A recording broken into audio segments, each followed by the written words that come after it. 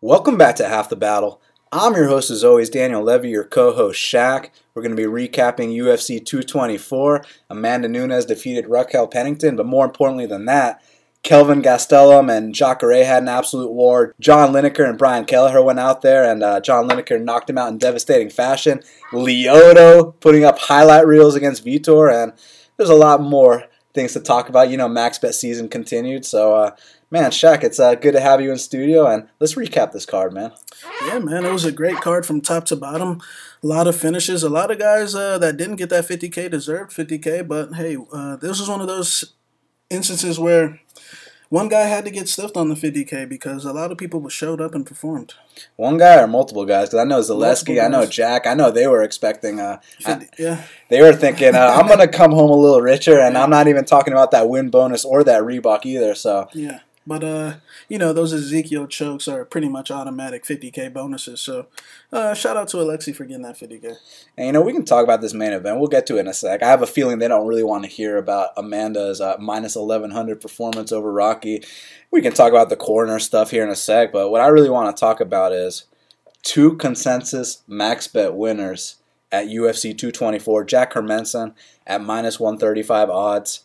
Markus Perez at minus 200 odds. It closed at minus 325, by the way, Shaq. And you know it's a max bet when your worst case scenario still wins the fight. Yeah, you know, we'll start with Markus Perez. You know, I'm surprised it took everyone that long to realize that was a mismatch. That's what you get with best fight picks. You know, my clients got that at minus 200. It was a complete mismatch. We said Boshevik had no business being in the UFC. We said, you know, he was probably just the best jobber out there in Wisconsin. And Markus Perez has accomplished way more things. Markus was out there fighting jiu-jitsu black belts and, you know, subbing Ian Heinisch in his U.S. debut. It's a completely different level. I'm sure Boshevik is a nice kid, but he's what we would like to refer to as a jobber. And like we said, the second the fight hits the mat, it's going to be over. And we saw the complete difference. My boy Viscardi Andrade is very happy with my boy Markus Perez. And Markus Perez, I don't think he needs to drop to 170. He needs to stay right where he's at, and I think he's going to win a lot of fights. Give Boshevik another chance. You know, he went to Brazil. He fought Marcus Maluka. Let's give him another chance so we can max bet fade him again. Because, like we were saying in our breakdown, man, I mean, this is a guy that was getting dropped against 4 and 14 jobbers. No exaggeration. We weren't making those numbers up. And he comes in here against the smallest guy in the middleweight division. It was hilarious how he initiated the grappling exchanges. I was like, thank you, James. I thought we were going to have to get past your reach first. Evidently not. So I thought we were going to have to strike a little bit, you know what I'm saying? But turns out we didn't have to at all. We didn't even have to eat a body kick or two like my boy Trevin Giles did. It was a smooth sailing. So, you know, I really appreciate him doing that for us. And, you know, that minus 200 opening line was a complete joke. Yeah, it was a complete joke. It should have been minus 500. Yeah, but you know, people were under the. You know, I was getting messages. We can't be betting on the guy that got the shit beat out of him by Anders. That guy was terrible. But guys, you gotta look at the bigger picture. Boshevik is a complete bum. Boshevik has nothing to do with Anders. Anders is a D1 football player. Like, I mean, Boshevik is a D1 bum. Like we said on the show, like if Anders fought Boshevik, he would be out on a stretcher again. So, you know, shout out to Marcus, my boy Maluko, for coming through with that easy first round submission. Yeah, and when I spoke to Eric about it, he was like, dude, this kid has got a head full of rocks. Like, you hit him and with your hardest shot, and you're surprised that he's still standing. And you know, he didn't even have to take a punch against Boshevik, so that was awesome. And once again, you know, it's funny because you sent out that minus 200 to our VIP clients and to your individual clients, and, you know, I got kind of cocky. I was like, watch this. I'm about to get a better line than Shaq because, you know, Boshevik, he's got the 8-inch reach advantage. He's 6'4", you know, all these things. He's 8-2 at the time, and it turns out I had to settle still in a max bet range, minus 240. I was more than happy with that because, as you know, it should have been minus 940. But bottom line, both got in max bet range, and he came through for that 5-unit cash. Now, a fight that I really enjoyed, you know, a one-sided beatdown that I really enjoyed was Ramazan Emeev versus Alberto Mina. You know, both of these guys I have a ton of respect for. Ramazan showed that he might be a top 15 guy right now, Shaq. Ramazan's no slouch, man. He's so well-rounded, good on the feet. I mean, he wobbled Alberto several times. We already know what his game is in the clinch. You ain't beating Ramazan in the clinch, I'll tell you that right now. And I think he might be a top 15 guy, man. I mean, I think he is on that level now. He does have to put in some more work to get to that point. I mean, he just beat the shit out of an undefeated guy. So expect Ramazan to be in some big fights, man. The guy's very experienced. Like we said, he's one of the most tested young guys to come into the UFC in a while. 2-time M1 global champ, and Ramazan's no fucking slouch. And prior to that, he bodied a current 205er in Sam Alvey, and I mean, he's the smaller guy in there. And he moved him around the cage. He gave him a tour of the octagon in his UFC debut, just to put it lightly. So he went out there against Mina, and he completely shut Mina down. Mina had no options, and people were saying, oh, Mina should have let it go. You don't understand. Whenever Mina tried to do anything, he would get countered immediately, and his eye would get swelled up, and that wasn't even about, oh, Mina this, Mina that. That was simply Ramazan's that fucking good. So now the question is, I mean, look, 170 is a stacked weight class. We're obviously going to get to Zaleski here in a second. So who do you think my boy Ramazan Ameev should fight next? Man, let's pull up these rankings real quick. I mean, I'm thinking Ramazan Ameev versus Dong Hyun Kim, Ramazan Ameev versus Gunnar Nelson. Rush him, why not? Yeah, he's ready for that right now. He said he wants to fight on that UFC Moscow card, so he'll be fighting in front of all the politicians and the Putins and the Dimitris and the Vladimirs. So yeah, so I want Dong Hyun Kim, but I know we were thinking that for Zaleski too. But look, the Gunnies, the Dong Hyun Kims, the Neil Magnies, the Cerrones, they're all gonna wash away pretty soon. How about Ramazan Ameev versus Sergio Moraes? Okay, give him a little Serginho action in there. Yeah. Bring him back to Brazil. And I feel as if you would butcher Sergio. Yeah, much respect to my boy Serginho, but right now Ramazan's on a different level. So, Jack Hermansson versus Talis Latis. Now, this is what we were talking about. We had that max bet on Jack Hermansson. Lines Maker opened at minus 210. We hit at minus 135, and, a lot of people... I saw a lot of things being said on MMA Twitter. Oh, I can't believe people are so confident in Jack Hermansson. Some of our clients were messaging me like, are you sure? And this and that. It's like, yes, I am 100% fucking sure. Because, like we said, it's a max bet when your worst case scenario still wins the fight. He gets a freak injury in the second round, breaks his rib. These are things you can't handicap. You don't expect someone to get a broken rib in the middle of the fight. And in that third round, it's 1-1 going into that third round. He comes out there, throws that flying knee, goes for that guillotine choke. When he went for that guillotine, I was like, Jack, come on. But he found his way on top, and as soon as he got that full mount, he pounded out Talis Latis. Jack's got some of the best ground and pound in the business. I mean, if you think that was a fluke, you're completely mistaken. I mean, he's smashed several motherfuckers' heads in on that mat before. So, he showed the heart. The fight played out how I thought. I thought the fight was going to play out how it did in the first round. Talis desperate in the clinch, and then him flopping to his back once it got stuffed, and that's exactly how the first round was an easy 10-9 Hermansson. And then in the second round, I don't predict injuries, I predict winners, and he decided to break his rib, so, of course, people are thinking negative at that point, but as long as he survived, I knew we had a chance to at least get a draw because the second round was probably 10-8. So I thought we could at least come back and get a draw as long as he, moved and did what he did in the first round. On the feet, we were busting him up with the calf kicks. The movement was way too much for Talis. Talis was confused like he always is. But like we said, you got to have action against Talis. Talis he's done. He's old. I mean, the guy can't even beat guys with a fucked up rib these days. You know what I'm saying? Like, all he had to do was just wait him out and just tie him up and get it down. But, Talis is completely done. He's taken too much damage. And I hope he comes back. I think he's a tough guy. But Jack Hermansson showed that heart. He showed why he does have some of the best ground and pound in the UFC. And that was a great win. Trust me, if the rib didn't break, it would have been a 30-27, and it would have played out exactly how that first round went. What do you think about Talis Latis versus Eric Anders? That's a perfect fight. So, at the time when Jack won the fight, just because the whole range of emotions, we had that nice first round where we're coming out there, we're busting him up with the kicks, then the injury happens, and it's like such a relief to get that win. But then I went back and watched it, and, there was no luck involved at all, man. He was fucking injured, and he still finished Talis Latis. So imagine how he would have been if he was 100%. Yeah, like when we make these max bets, we always say we should be able to beat the guy if he get hurt anyway. So that's exactly what happened. Yeah, absolutely. So, that's 2 consensus max bets down. Now, this week with UFC Chile, you already know that... max bet season is on May 19th, going down there in Chile. And... just put it, some of the easiest money you're going to be making all year is going to be a complete butchering. No one has the eye for the mismatch like Dan and Shaq, and we already have our eyes. It's not what you're expecting. It's not the fight you think. So go to bestfightpicks.com right now and sign up. A lot of people didn't know our boy Maluko like we knew Maluko. You know what I'm saying? We know everything about Maluko. I know Maluko better than he knows himself. So just we already have the mismatch. It's going to be a complete butchering. No, it was hilarious because when we said we had 2 max bets for UFC 224, they're like, oh, so you're max betting Amanda Cooper to beat Mackenzie Dern. We're like, what? What? Excuse me? And, yes. Speaking of that, we predicted Mackenzie would miss weight. We predicted a finish. We said. There's people out there selling picks that max bet Amanda Cooper, who has 4 submission losses in Brazil when her opponent missed weight by a whole weight class, and every single person that's been missing weight has been winning. Yeah, like we say, when your opponent misses weight, it's time to get out of there. We learned our lesson with Des Green and Track Perez down there in Brazil.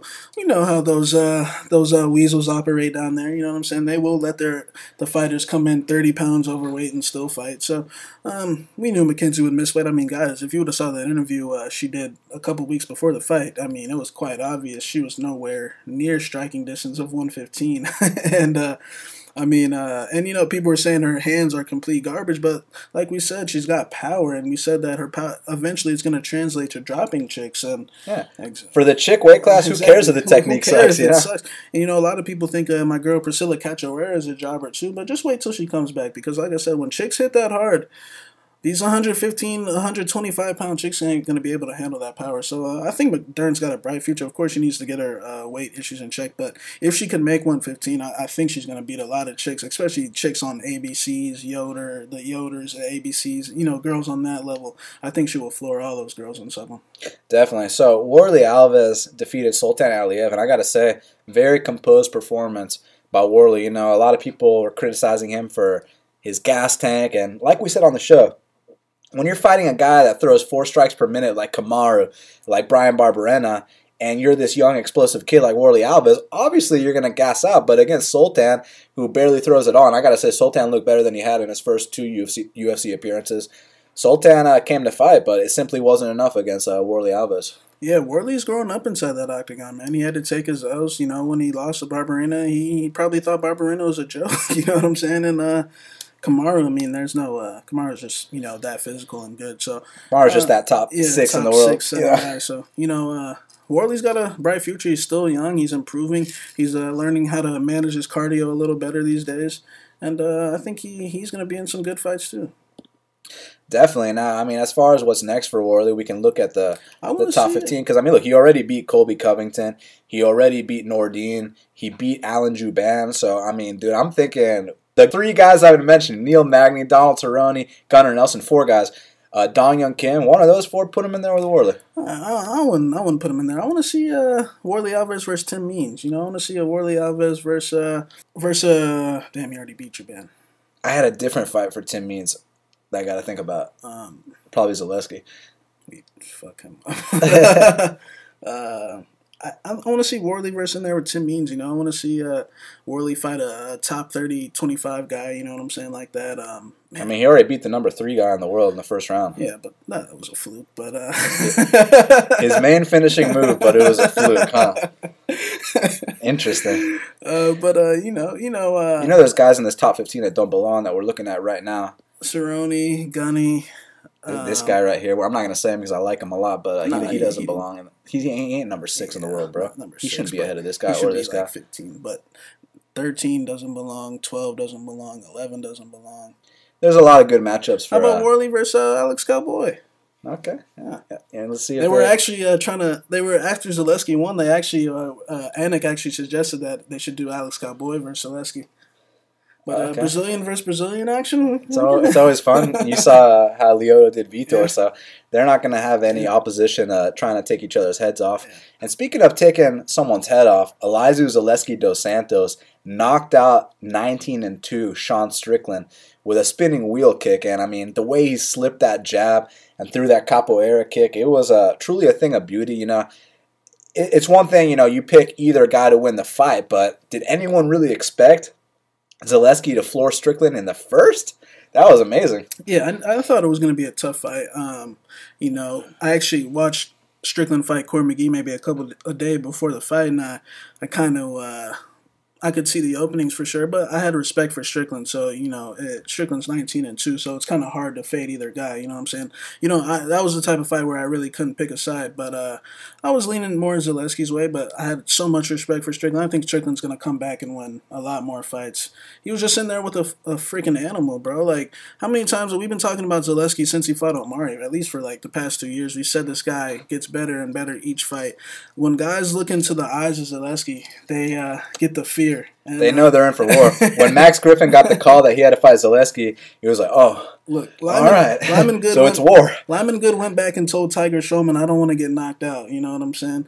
And that's the type of fear Zaleski puts in you. I mean, when he looks into your eyes at weigh-ins, guys generally crumble. So Zaleski's a top 15 guy in my opinion. I'd love to see him in there with Dong Young Kim, I think he's gonna keep getting better, man. This guy, this is the first fight really didn't take any damage at all.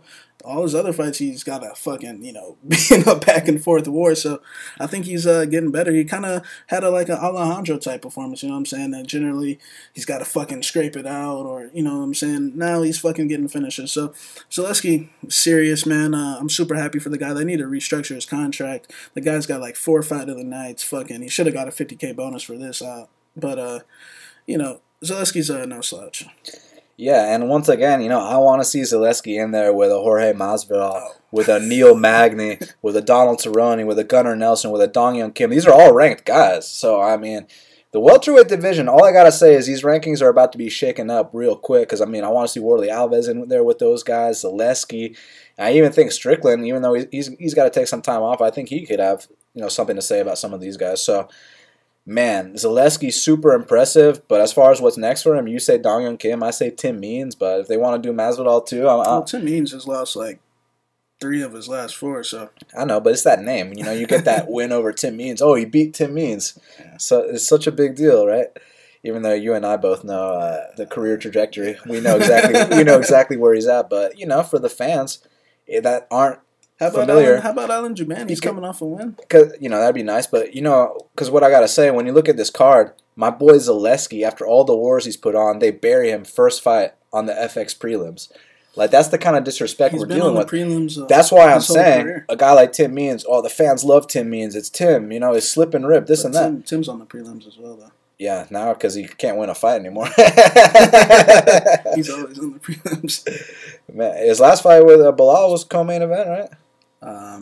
Serginho was his last fight, but that was pretty. But the one with Bilal was co-main event. Davi Ramos finished Nick Hine in the first round. Now, real quick, shout out to Nick Hine. The 2 guys that have beaten him in the UFC, Nick Hine dropped them both. Yeah, man. Davi Ramos is a serious black belt, and like we said, the layoffs for Hine, you can keep coming back from these layoff after layoffs, but eventually, you're going to come back a little rusty. But I think the result would have been the same no matter what. I mean, Davi, a lot of people criticize them for that Gritzmacher performance, but then, like we said on the show, when you really look at the things, when Gritzmacher fights guys, all his opponents get gassed because he puts on a pace that not too many can keep. And Davi said in the post-fight interview, he was disappointed in himself in the last fight. He was like, man, I hit my last opponent with everything, and this guy no fall. So, and he was like, man, he's like, this guy no fall. I don't know what's up. So, this time he was able, some of that jiu-jitsu was absolutely beautiful. And Davi's one of the best jiu-jitsu guys in the UFC, man. And I think Davi's going to have a nice career, man. He's so explosive. Yeah, he's a little chinny, but his power on the feet and his jiu-jitsu is going to take him a long way. So you want to see him in there with next? Carlos Diego Ferreira, battle of 2 third-degree black belts, or put him in there with someone completely different as well, There's a lot of options at 55. How about Davi Ramos versus James Krause? Didn't James Krause just turn down a fight with someone? Yeah, against Leo Santos. Okay. Yeah, Davi Ramos versus James Krause. Get that Alex White money back. Sounds good to me. So, Alexei Olenek defeated Junior Albini Ezekiel choke, and this was so badass because, Alexei's the kind of guy, and these are just facts, he's got 53 wins. 43 of those 53 wins are via submission, and 11 of those 43 wins are via Ezekiel choke, Shaq. Yeah, there's definitely no flukes going on. That's just what Alexi does. He's the king of the weird submissions. The boa constrictor. They don't call him the boa constrictor for no reason, man. And when Albini grabbed those double underhooks, I mean, he pretty much sealed his fate with that. I mean, that was a bad fight IQ mistake right there. That was exactly what Alexi wanted him to do. And Alexi pulls off another Ezekiel choke. He proves that he's still got lives left out of those 9. So, Alexi, who should he fight next? Man, there's so many options at heavyweight. It's a good question. I mean, I'm thinking, look, this new kid, Justin Willis, he's undefeated. You got the Shamil Abdurahimovs. You got the Tai Tuivasas. If we want to get Stefan Struve out of there, we got him too. Does Struve have a fight?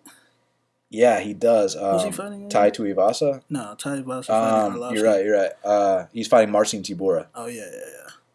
So, look, there's plenty of options. So you can do Olenek versus Arlovski after Arlovski and Tuivasa. There's a lot of options for Alexei Olenek. And as far as Junior Albini, probably going to keep him around because he's a heavyweight. You can go do Junior Albini versus Chase Sherman. Yeah, he needs to start at the bottom. But, you know, what happened there was when it was standing and he went for the standing Ezekiel choke, Junior, it's easy for me to say what he should have and shouldn't have done, but technically speaking, I think he should have pushed him up against the fence and tried to work out of the choke from there, but instead he took him down, and that just makes the choke even deeper, especially with a specialist like Alexi. And you saw once they hit the mat, when Alexi put that arm right under the chin, it was over. Good night, Irene. So that was very beautiful work by Alexei Olenek, the boa constrictor, getting it done in the first minute. I mean, in the first round in under 2 minutes.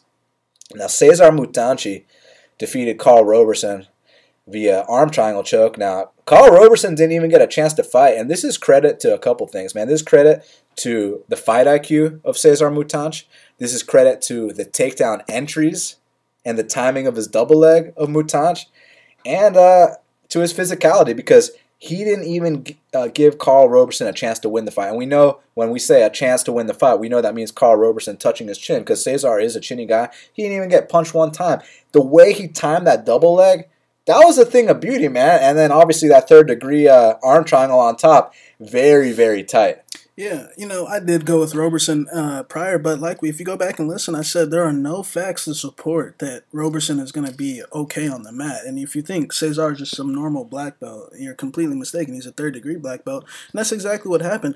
A lot of people were backing Roberson. I understand why. The kid's young, he's powerful, Cesar's got no chin, but to say that when you're on the mat with a third-degree black belt, it's different than being on the mat with a black belt. You know what I'm saying? So there was no facts to support that he was going to be okay on the mat. But I think Roberson will go on and have a great career. Cesar, man, 5 out of his last 6. The one that he did lose was questionable in my opinion.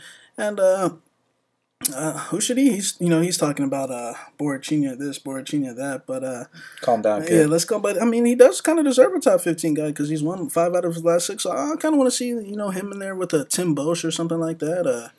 What I'm thinking instead of Paulo Costa is after Paulo takes care of Uriah, let's see Uriah and Cesar Mutanch. You know what I'm saying? And you know what else they could do? They could do, even though one's coming off a win, one's coming off a loss, it's always a good win when you beat Tim Bosch. Yeah, Tim Bosch. Cesar hasn't fought Tim Bosch yet, so my boy Vitor is somehow ranked number 9. And we know Tim Bosch loves to get subs, so. Yeah, I like that. I like that. Tim Bosch versus Cesar Mutanchi. You know what I'm saying? So let's see that. And Carl Roberson, he'll be back. You got to take his first L. His first L time, kid. Now, Lyoto Machida knocked out Vitor Belfort, or as we like to say in Brazil, Vitor Belfort, with a front kick that he's already been knocked out with before in his career. Now, I got to know from the fans, because I asked y'all who had the better career between the two, between Vitor and Machida. A lot of y'all said Machida. The Machida ended up winning the fight. Now I got to ask, who had a better highlight reel front kick KO against Vitor, Anderson and Lyoto? Now, before you rush to say Lyoto, let me remind you that Anderson did it in the first round, Lyoto did it in the second round, and Anderson did it to a prime Vitor Belfort. Lyoto did it to a retiring Vitor Belfort. So, that being said, y'all tell me who had the nicer highlight reel KO finish over Vitor. It was pretty beautiful. Now, Lyoto's won 2 straight, and I guess they got to give him someone tough. Yeah, it was a great performance. It sucks to see Vitor go out like that, but Vitor had a great career. He's definitely a Hall of Famer, and I think I'm not convinced he's going to hang him up. I think he's going to, get his steroids in him. And you think he's going to go to Bellator or Ryzen? Ryzen, yeah. Ryzen, fight some Japs and, crush them real quick. And, get to take his steroids, and he'll be a star down there, make some money. And Lyoto, now Lyoto's on a 2-fight win streak. He wants the Bisping You know what they're fight. going to do next, right? He wants the Bisping fight, and they're going to do the David Branch versus Machida next. That would be fine. And Lyoto, he wants the Bisping fight, which will be a good fight. And Lyoto's a legend, man. Both those guys are Hall of Famers. Man, how fucked up would it be if Vitor re-signed with the UFC and they put him in there with Maheta? Awful loss. You know what I'm saying? But, man, John Hands of Stone Lineker went in there with Brian Kelleher, and not only did he knock him out in the third round, He beat his ass. he taught him a lesson throughout the duration of that fight, didn't he? Yeah, I mean, look, a lot of people think Lineker's an easy fight for some reason in that division, and I don't think it's just that simple of taking him down. He proved that last night. He proved why he is a top 5 guy. I thought the fight was going to be a lot closer, but I mean, he shut me up, and he shut a lot of other people up, man. He shut Brian Kelleher up too. Kelleher thought the body shots weren't shit, and when he ate that first body shot, you could see his facial reaction completely change. He was like, "Oh, I've never been hit like that in my life." That first body head combo, his eyes were completely, and he actually wobbled Lineker a couple times, but Lineker, man, that pressure with that body head combos, bro, it's just so much. I mean, you don't know which one to protect. It's like, do I protect my gut or my face? So, Lineker's a top 5 guy, 100%. And I mean, how about Dominic Cruz? I mean, he's sitting on the desk, pulling out the fights, and he actually picked Kelleher to win the fight. He was saying what a lot of people said is that Lineker can't wrestle. So he's how about Dom versus John Lineker? I like that. Another possible suggestion, if we want to test his wrestling, put him in there with the Funkmaster real quick. Funkmaster Sterling versus John, because I want to know, is Funkmaster going to stall him out, or is John going to let him feel the hands of stone? You know what I'm saying? Exactly. So I'm down with that matchup as well.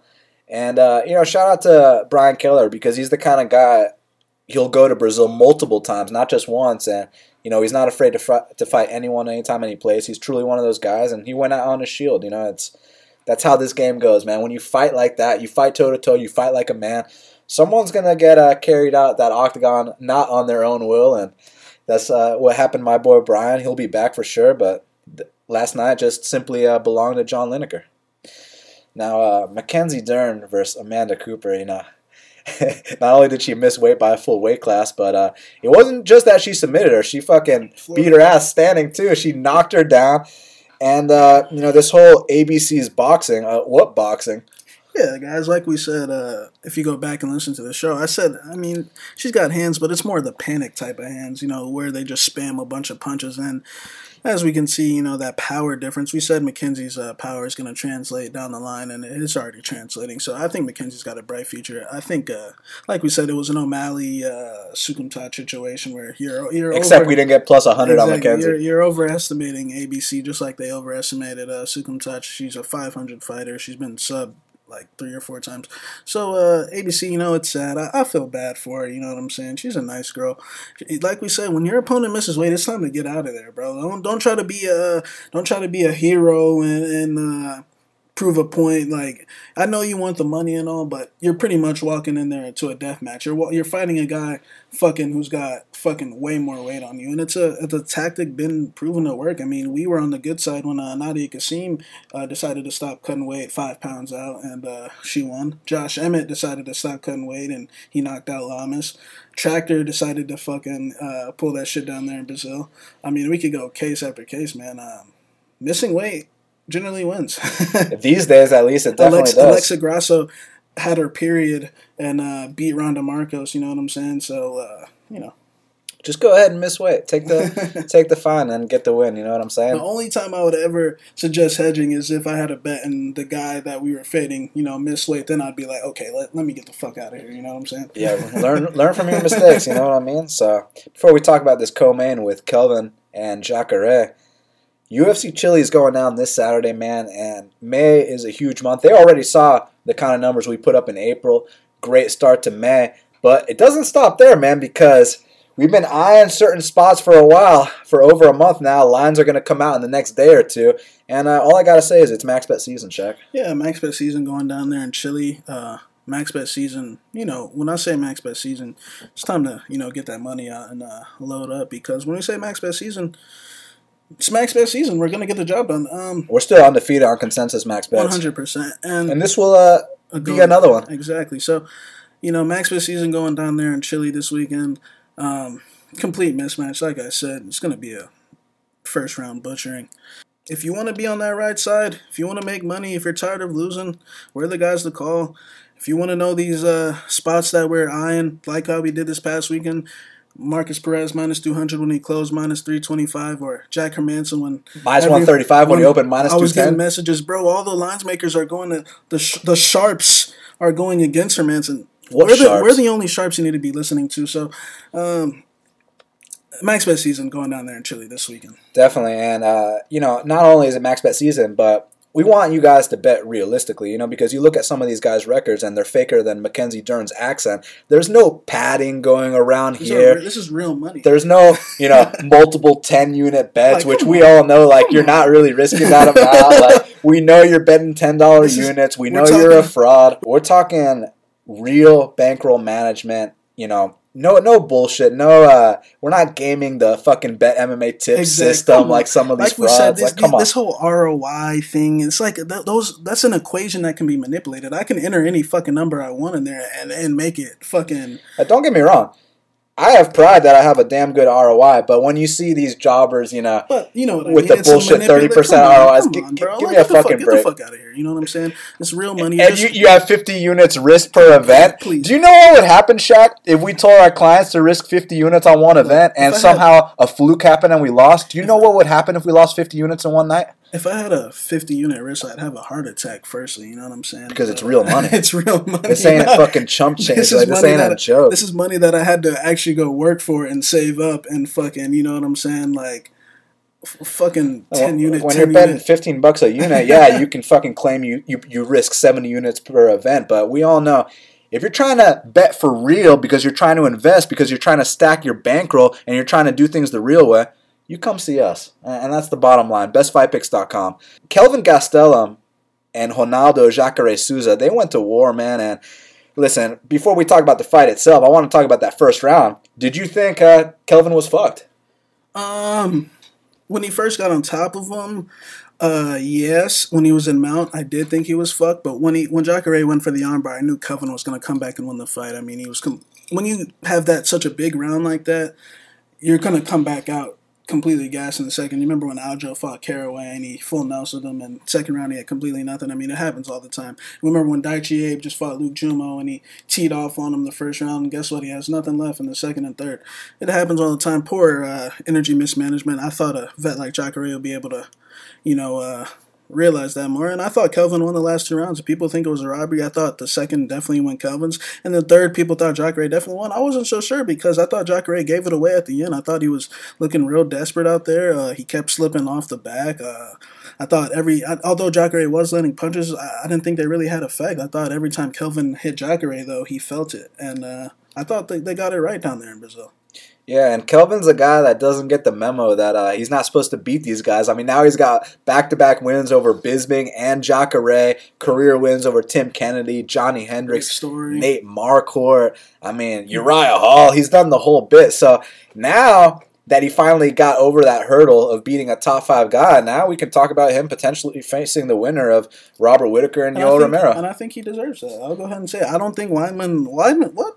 Look, I know Weidman beat him, but Weidman lost 3 fights in a row before that. Weidman's got to get a couple more wins, in my opinion. All this, gifting title shots to Frankie and Weidman, like, these guys just got knocked out. They lost 3 fights in a row. Gift me that max bet on Holloway versus Frankie, you know what I'm saying? But it's going to be like minus 350. So, That's true. Good point. Really no point of putting him in there, you know what I'm saying? Put him in there with Hanato. So, I think Kelvin definitely deserves that title shot. I think Weidman needs one more win at least. So, that first round between Ronaldo Jacare and Kelvin Gastelum, man, I got to give a lot of credit to the submission defense of Kelvin Gastelum. He didn't panic in there, and he had Jacare on top of him early in that fight. Jacare went for an armbar. Jacare went for a leg lock. Jacare did all these things. He even went for an arm triangle, which tapped out Kelvin Gastelum in that Weidman fight. And Kelvin, you can tell after that Weidman fight, he's been putting in some serious work on that mat. And fucking, if you survive that first round with Jacare, you're the man. And then he comes out there in the second and third round, starts teeing off. I know the third round was a little closer Ronaldo did land some good shots, but Kelvin edged the second and third round. That's the bottom line, and I was surprised the Brazilians gave it to the Americans. So shout out to them. I thought they would definitely score for Jacare. Or a draw, right? Yeah, I thought they were going to score for Jacare 2-1, but I thought Kelvin won. But I always look at it from the perspective of what they're probably thinking and what country we're in. So it was actually good to see them get it right. Yeah, definitely. Now, as far as the main event of the evening is concerned, man, I wish Raquel lasted like 2.5 more minutes so I could sit here and be like, oh, I told you Amanda was going to win a decision, but it turned out it was a 5th round TKO.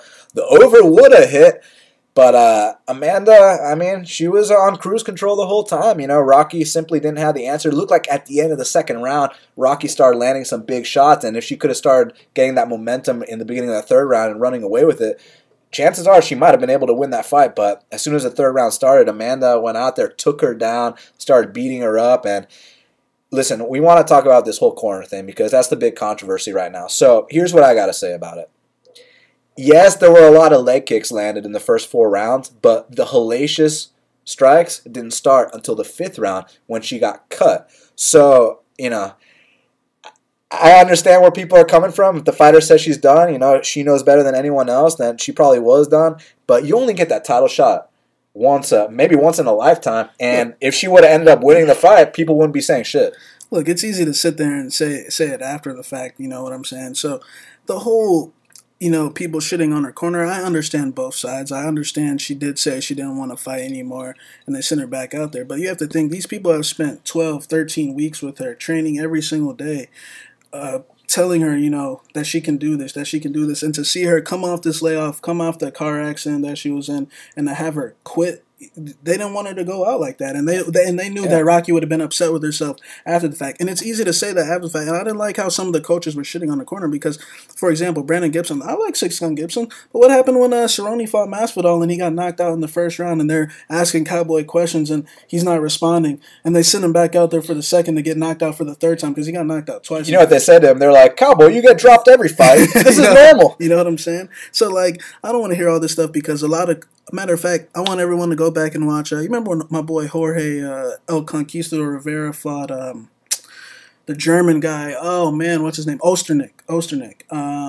And it was a controversial decision, but Jorge was going through some stuff in his personal life before the fight, and after the second round, if you go back and watch the fight, guys, he tells Mark Delagrati, I got nothing left. Mark Delagrati's telling him, no, you do, Jorge, you do. And he actually ends up pulling out a split decision. Remember when Jim Miller fought Trinaldo down there in Brazil? What did Jim Miller tell his corner? I got nothing left. I'm done. But they sent him back out there again, you know what I'm saying? Because they spent weeks with these guys training. You think they want to let him quit? But I understand that Rocky was fucked up and she didn't. Look, if both of her eyes were closed and she broke her arm, then we stopped the fight. Sultan Ali, the doctor stopped that fight, but even his corner didn't want him to go back out there because, I mean, look, that was different. Yeah, this guy's eyes was about to explode. Yeah, it's about to fucking blow up. So I think the corner doesn't deserve that much ridicule, in my opinion, because if a lot of these other coaches were in that spot, I guarantee you they would have done the same thing. Look, Trevor Whitman made the right call with Nate Marquardt, but that was a more hellacious beating when Marquardt for Kelvin Gastelum. That was tee-off city. Like, that was, you know what I'm saying? That fight was like 100 strikes a round to the face, you know what I'm saying? So I feel like if a lot of these coaches were in the position, they would have been doing the same thing Rocky's people were doing, telling their fighter, you can do it, you can do it, you can do it. You know what I'm saying? You spend 13 weeks training every day for this moment, and you're just going to quit, you know what I'm saying? They didn't want her to go out like that. So I understand both sides. I understand that, you know, she was fucked up.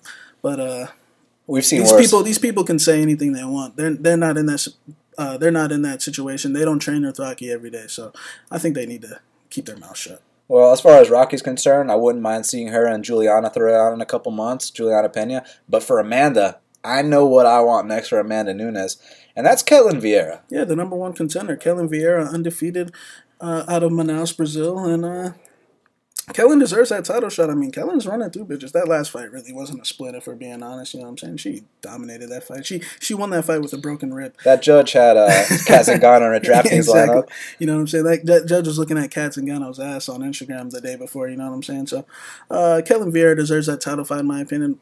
if they don't give it to Cyborg. Kellen Vieira's put in that work. She upset Sarah McMahon when everyone thought Sarah McMahon was, on title the path, challenger. the title Oh my challenger, God. you know what I'm saying? So, and then she goes out there and beats the former title challenger, Kat Zingano. She's undefeated. Brazil versus Brazil. And Kellen's got good judo.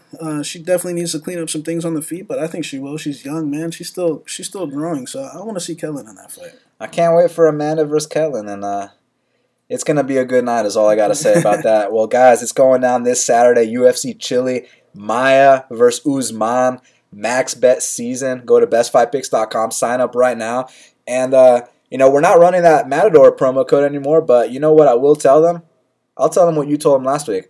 Buy this event, one event VIP. If it doesn't profit, we give you the next two free. And those next two would be Liverpool, Wonderboy Thompson versus Darren Till, and UFC New York with Jimmy Rivera and Marlon Moraes. But, bottom line is we're not going to lose this weekend, so you're not going to get those next two free. But if you want to challenge us, you want to put our word to the test, you want to see if we really say what we mean and mean what we say, then go ahead and buy that one event VIP. And if we lose this weekend, you get the next two free. But I have a feeling max bet season continues this weekend, right, Shaq? 100%, man. 100%. Easy matchups.